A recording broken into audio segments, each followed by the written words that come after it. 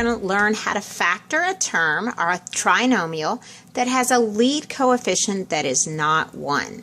Okay, I call this the rainbow method.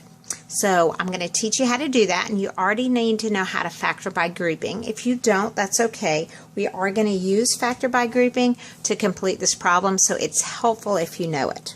Okay, the first thing we're going to do is we need to identify which ones we can use that rainbow method with. If our lead coefficient is greater than 1, in this case it's a 6, and there's not a greatest common factor, this is a great time to use the rainbow method.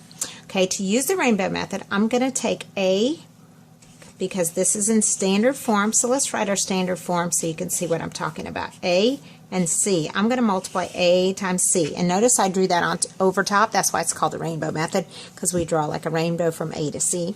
Okay, take A times C, and we get a negative 30.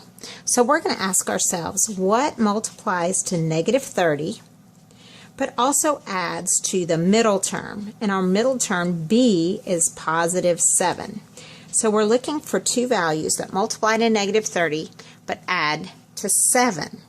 So what we want to do is try to find some combination. So 1 times 30, no. 2 times 15, no.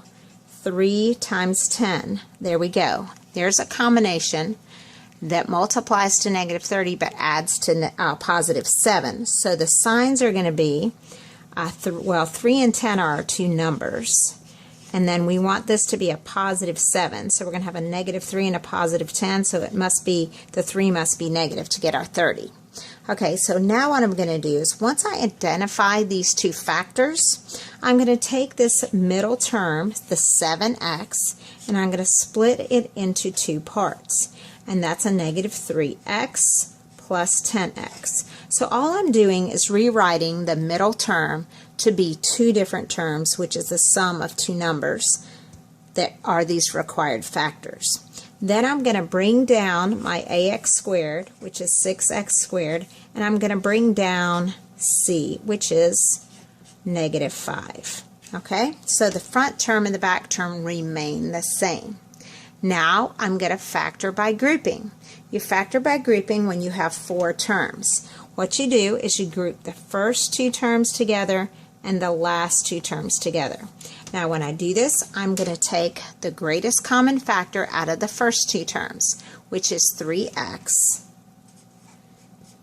and I'm left with 2x minus 1. I'm going to do the same thing to the back. What is my common factor? My common factor is a positive 5. So I'm actually going to write the sign plus a positive 5. If this term was negative, I would factor out a negative, but it's not. And then I'm left with 2x minus 1. Now what's nice about factoring by grouping is you can see these two factors need to match, and they do. So I'm going to now factor that out. So I'm going to take out a 2x minus 1 out of both terms. And when I do that, what do I have left? 3x plus 5. A 3x plus 5. And there is how I factor by grouping. Okay, let's do one more of those so you can see it modeled. Okay, you have 15x squared plus 17x minus 4. Okay, does it qualify? Yes, the first term is 15 and there's not a greatest common factor. So let's multiply the first times the last. So 15 times 4 is negative 60. So what multiplies to negative 60 but adds to the middle term, and in this case a positive 17? Let's see. 1 times 60, no. 2 times 30, no. 3 times 20, yes. There we go. It's 3 and 20. 3 and 20, 3 and 20, but the 20 has to be positive and the 3 has to be negative. So let's split the middle number to be negative 3x plus 20x. Now the order I write these down in, it really doesn't matter. It's just up to you. And then I'm going to bring down c, and I'm going to bring down my ax squared.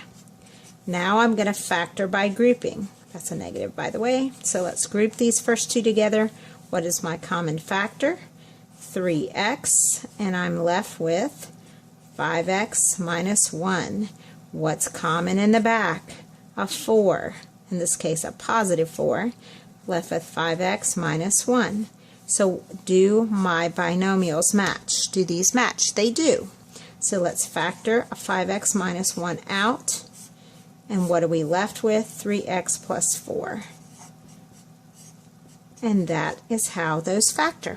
So hope the rainbow method has been helpful for you on how to factor when your lead coefficient is not 1.